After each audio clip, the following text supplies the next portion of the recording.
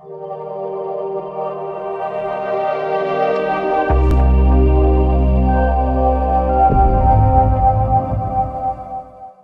दोस्तों welcome in discover Rajasthan, keep discover keep learn.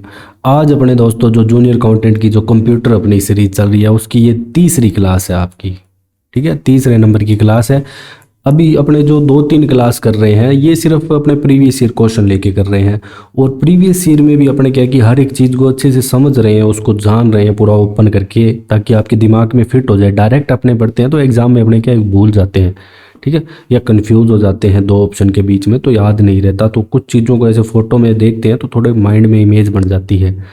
तो अभी तो अपने ऐसे करें, फिर अलग आपको मैं टॉपिक भी लेके आऊँगा, उससे संबंधित जो इंपॉर्टेंट क्वेश्चन है वो भी लेके आऊँगा। अभी अपने जो 2011 का पेपर आया था तो उसके क्वेश्चन स्टार्ट कर रहे हैं। अगर आपको जो हमारी क्लासें अच्छी लग रही है तो आप हमें शेयर सब्सक्राइब जरूर करें। तो ये आपके पहले भी फॉर्मूला आ चुका है बार बार। एक्सेल में दोस्तों 1 से 8 सेल तक दर्ज संख्याओं का टोटल आपको निकालना है, सम निकालना है, ठीक है। तो सम निकालने का सिंपल सा फॉर्मूला है, सबसे पहले आप इक्वल लगाओगे कोई भी फॉर्मूला, फिर कैपिटल लेटर में SUM लिखोगे।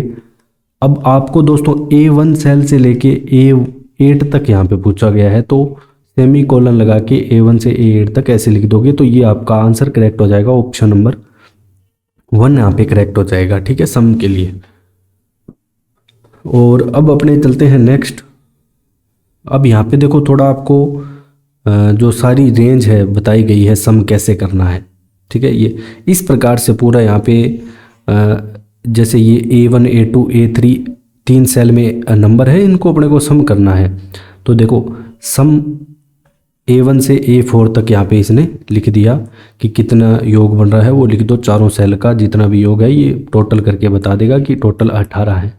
अब इसमें दोस्तों एक चीज़ और आती है, क्या चीज़ आती है, अब यहाँ पे राउंड फिगर में अगर आपको सम करना हो, तो अगर आपसे एग्जाम में क्वेश्चन आ जाए तो राउंड फिगर में कैसे, देखो अब यहाँ पे जितनी भी वैल्यू दी गई पॉइंट्स में आपकी, ज़रूरी नहीं कि वैल्यू आपकी वैसे हो, तो पॉइंट्स में वैल्यू थी और यहाँ पे हमने वही सेम फॉर्मूला लगाया, is equal to sum and A1 to A4 cell में अपने को निकालना है। तो अपने पास ये वैल्यू आई कितनी, 18.44978। इसको अपने को दोस्तों राउंड फिगर कैसे, पूरा राउंड नहीं, मतलब जैसे यहाँ पे 4 5 आगे 0 0 आ गया तो ऐसे राउंड फिगर में अपने को कन्वर्ट करना है। ये बिल्कुल राउंड नहीं है, मतलब 4 के बाद एक ही संख्या आनी चाहिए, तो ये राउंड फिगर कहलाएगा।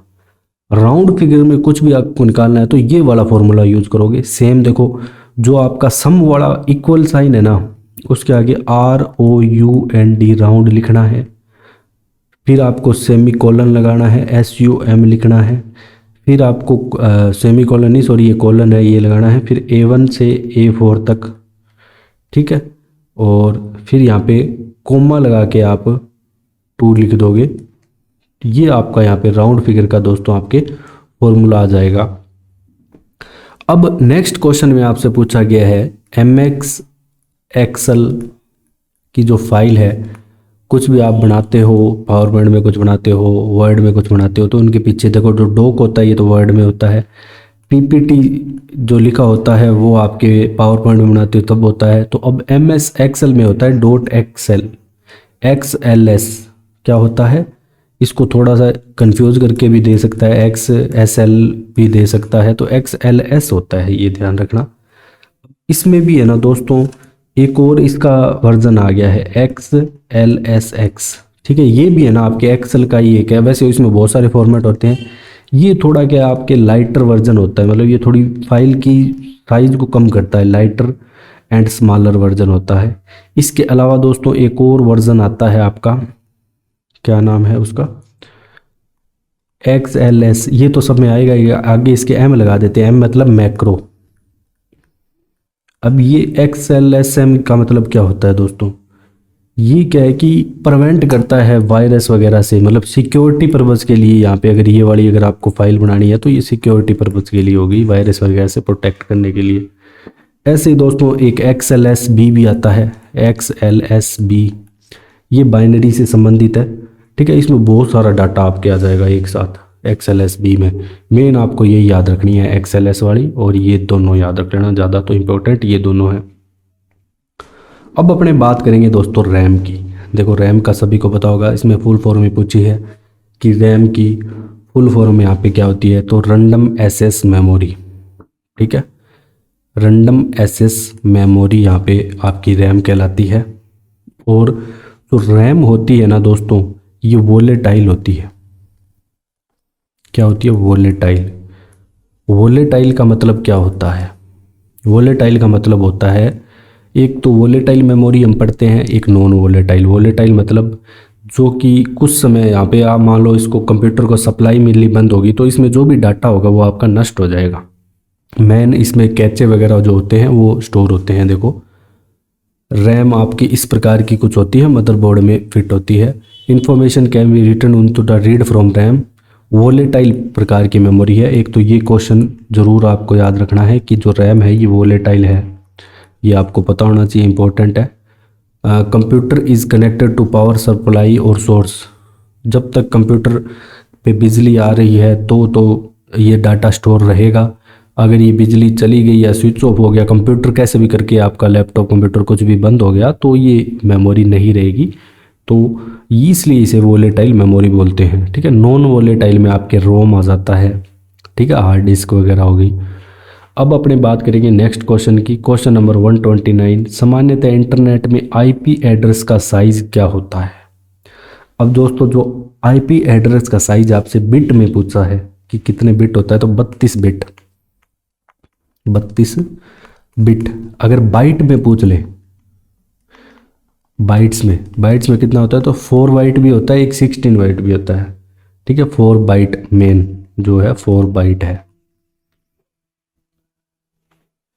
नेक्स्ट क्वेश्चन है दोस्तों आपका कि www किस को स्टैंड करता है? ये सभी को पता होगा, हमने लास्ट लेक्चर में पढ़ा था कि टिम बर्नर्स ली ने www की खोज भी की थी। और ये वर्ल्ड वाइड वेब कहलाता है, वर्ल्ड वाइड वेब। ठीक है, ये ऑप्शन करेक्ट हो जाएगा आपका।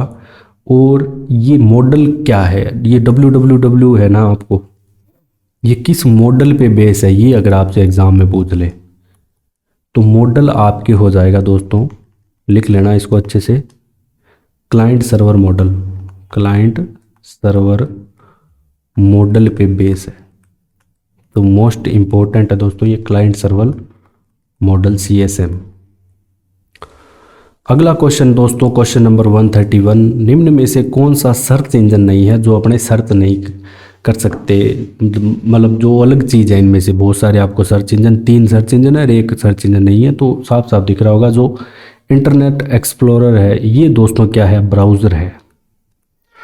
क्या है? ब्राउज़र। और गूगल क्रोम है जैसे ब्राउज़र है, लेकिन गूगल सर्च इंजन है, अल्टा विस्ता भी सर्च इंजन है और गुरुजी भी सर्च इंजन है, ये बंद हो चुके हैं, ये पुराना पेपर है वैसे। और इसके अलावा दोस्तों सर्च इंजन की बात करें तो AOL, नेवर, ठीक है, आस्क हो गया, डक डगो हो गया, तो इनके थोड़े नाम दिमाग में, बाइदू, तो इनके थोड़े नाम पढ़ के जाना, कुछ भी पूछ सकता है सर्च इंजन के। ऑपरेटिंग सिस्टम में लोडिंग को कहते हैं, तो ये कल हमने जाना था, लोडिंग को क्या कहते हैं। ऑपरेटिंग सिस्टम में कोई भी चीज़ अपने लोड करते हैं तो लोडिंग कहाँ से स्टार्ट होती है? जब अपने कंप्यूटर को ऑन करते हैं वहाँ से स्टार्ट होती है, सप्लाई जाती है, सप्लाई के बाद BS, कल ही हमने पढ़ा था पहले SMPS, ठीक है, में जाती है, फिर ये BIOS, तो ये BIOS फिर सारा सिस्टम रैम में लोड करता है। ठीक है, तो ये बूटिंग कहते हैं, इसे क्या कहते हैं? बूटिंग। बूट करना मैंने आपको पूरा बताया था दोस्तों कल की बूटिंग क्या होती है। अगला क्वेश्चन है, निम्न में से कौन सा कंप्यूटर हार्डवेयर नहीं है? हार्डवेयर क्या होता है? सॉफ्टवेयर होता है दोस्तों, उसे अपने छू नहीं सकते, जो हार्डवेयर है उसे अपने छू सकते हैं, तो ये थोड़ा कॉमन डिफरेंस है। जैसे रैम हो गई, मैंने दिखाई आपको, इस प्रकार की रैम होती है, पीछे फोटो में दिखाई थी, तो उसे अपने मदरबोर्ड में निकाल सकते हैं, डाल सकते हैं, अपने हाथों से छू सकते हैं। तो रैम प्रोसेसर भी होता है इस टाइप का दोस्तों, ठीक है, जिसपे प्रोसेसर जैसे i3 i5 आजकल जो करंट में चल रहे हैं अलग अलग, विंडोज 7, तो ये कोई हार्डवेयर नहीं है, ये सॉफ्टवेयर है। ठीक है, ये ऑपरेटिंग सिस्टम है जो विंडोज 7 है। हार्ड डिस्क है, इसमें जैसे 1 TB की आती है आपके, 512 GB की, पहले GB में आजकल सारी TB 2B में आने लग गई। ठीक है, सबको ज़्यादा मेमोरी चाहिए। अब डीवीडी का पूछा है आपसे कि डीवीडी किस प्रकार का है, नॉन वोलेटाइल है, मैग्नेटिक है, सेमीकंडक्टर है या वोलेटाइल है। तो ये बिल्कुल इजी क्वेश्चन है दोस्तों। जो आपकी डीवीडी है ये नॉन वोलेटाइल है, अभी मैंने आपको बताया था। जो वोलेटाइल होती है उसमें तो सब कुछ डिलीट हो जाता है, डीवीडी में अपने आजकल तो डीवीडी का उपयोग थोड़ा कम हो गया, बहुत कुछ पेन ड्राइव वगैरह आने थे, ठीक है। तो ये सारे क्या है कि नॉन वोलेटाइल स्टोरेज है। यहाँ पे क्या है कि कुछ भी आप बंद करोगे सिस्टम को तो आपका डाटा सुरक्षित रहेगा, इरेज नहीं होगा। क्वेश्चन नंबर 139 की बात करें, निम्न में से कौन सी सीक्वेंशियल डिवाइस है। ठीक है, सीक्वेंशियल डिवाइस है मतलब इसमें जिस क्रम में आप डाटा स्टोरेज करोगे, जिस क्रम में डाटा आप स्टोर करोगे ना, उसी क्रम में उसे देख सकते हो, इसलिए इसे सीक्वेंशियल बोलते हैं। उसी क्रम में देखोगे तो ये मैग्नेटिक टेप आ जाती है दोस्तों आपकी। ठीक है, ऑप्शन नंबर 3 करेक्ट रहेगा, मैग्नेटिक टेप। जो मैग्नेटिक टेप है ये सेकेंडरी स्टोरेज भी कहलाती है, सेकेंडरी स्टोरेज, जो कि प्लास्टिक पे मैग्नेटिक ऑक्साइड का लेप होता है उसकी बनी होती है। प्लास्टिक पे मैग्नेटिक ऑक्साइड का लेप। अगला क्वेश्चन है, निम्न में से कौन सी इनपुट डिवाइस नहीं है। ऐसा डिवाइस बताना है जो इनपुट नहीं है, बिल्कुल आराम से बता सकते हो। कीबोर्ड है, बटन दबा रहे हैं अंदर लिखा जा रहा है तो ये इनपुट डिवाइस है। स्कैनर दोस्तों अंदर जा रहा है, इनपुट है। टच स्क्रीन में अपने कुछ टच कर रहे हैं, इनपुट दे रहे हैं। टच स्क्रीन आना कि इनपुट आउटपुट दोनों होता है, आउटपुट भी देता है, ठीक है। और वैसे टच स्क्रीन इनपुट डिवाइस है। स्पीकर्स की बात करें तो आवाज़ अपने को आउटपुट यहाँ पे मिल रहा है तो ये आउटपुट आपके डिवाइस हो जाएगा। बिल्कुल इजी क्वेश्चन है ये वाला। तो अब अपने चलते हैं नेक्स्ट। एक सॉफ्टवेयर जो कि रोम में स्टोर होता है, when a software is store in ROM, इसको क्या बोलेंगे, उसको बोलेंगे फर्मवेयर। तो ये इंपॉर्टेंट क्वेश्चन है, ज़रूर करके जाना। जो सॉफ्टवेयर रोम में स्टोर करते हो आप उसे फर्मवेयर बोलते हैं। नेक्स्ट क्वेश्चन दोस्तों आपका है कि एमएस पावर पॉइंट में पेस्ट स्पेशल कमांड का उपयोग लेने के लिए कौन सी शॉर्टकट की प्रयोग में ली जाती है।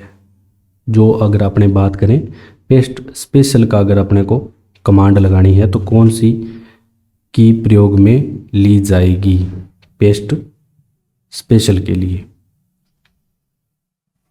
तो दोस्तों जो यहाँ पे आपका ऑप्शन होगा वो इनमें से कोई नहीं होगा, क्योंकि जो कमांड है वो आपकी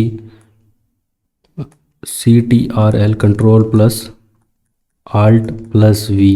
पेस्ट के लिए वैसे अपने नॉर्मल पेस्ट के लिए कंट्रोल प्लस वी दबाते हैं, तो बस इसमें एक आल्ट को आपको ऐड करना है, इसमें आप देख सकते हो। तो ये जो पेस्ट स्पेशल कमांड है आपकी, आपको इस होम टैब में मिल जाएगी। होम टैब में अगर पूछे तो कहाँ पे मिलेगी, होम में जाओगे, पेस्ट में जाओगे तो यहाँ पे आपको पेस्ट स्पेशल कमांड मिल जाएगी, control plus alt plus V. ठीक है, ये लेटेस्ट पावर पॉइंट वर्जन की बात कर रहा हूँ मैं। MS वर्ड में निम्न में से कौन सी शॉर्टकट की टेक्स्ट को डबल अंडरलाइन करने के लिए प्रयोग में ली जाती है। तो कौन सी की यहाँ पे डबल अंडरलाइन करेगी, तो कंट्रोल शिफ्ट प्लस डी। ठीक है, डी से डबल, कंट्रोल और शिफ्ट को एक साथ दबाना है तो डबल अंडरलाइन, सिंगल अंडरलाइन की बात नहीं कर रहे अपने, डबल अंडरलाइन की बात कर रहे हैं।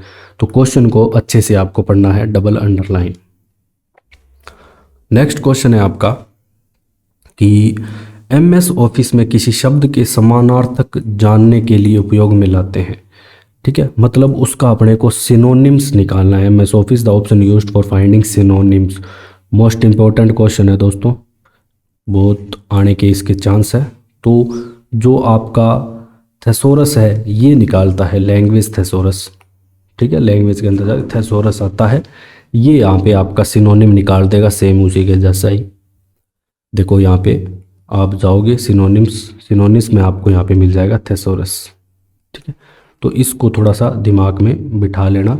अब ये आपके इंग्लिश में लिखा हुआ है यहाँ पे, तो हो सकता है हिंदी में भी ऐसे लिखा आ जाए थीसोरस, तो थीसोरस को याद रख लेना बस। नेक्स्ट क्वेश्चन है आपका दोस्तों, जो MS वर्ड है इसमें किसी फाइल का प्रिंट प्रीव्यू देखने के लिए कौन सी शॉर्टकट की प्रयोग में ली जाती है। अब अपने को दोस्तों जो अपनी फाइल है ना उसको प्रिंट नहीं करना, प्रिंट के लिए तो अलग कमांड होती है Ctrl+V। उसका प्रीव्यू देखना है कि कैसे दिखेगी वो प्रिंट, कैसे आएगा, मतलब जैसे अपना A4 का पेज है तो किस प्रकार से प्रिंट है अपने को देखना है पहले। तो उसके लिए कमांड आती है दोस्तों, इनमें से कोई ऑप्शन करेक्ट नहीं है, तो CTRL प्लस Ctrl+F2 दबाना है तो आपको प्रिंट प्रीव्यू की यहाँ पे कमांड मिल जाएगी। ये यहाँ पे करेक्ट आंसर रहेगा। फिर बात कर लेते हैं दोस्तों MS एक्सेल की। MS एक्सेल क्या है? वर्ड प्रोसेसिंग एप्लीकेशन सॉफ्टवेयर नहीं है, ये क्या है? MS वर्ड है। ये किसकी बात कर रहा है? MS वर्ड की। प्रेजेंटेशन वाला बात कर रहा है किसकी? MS पावर पॉइंट की। अब जो MS एक्सेल है ये सेपरेट शीट एप्लीकेशन सॉफ्टवेयर है, ठीक है। इसमें अलग अलग सेपरेट शीट्स मिलती है अपने को।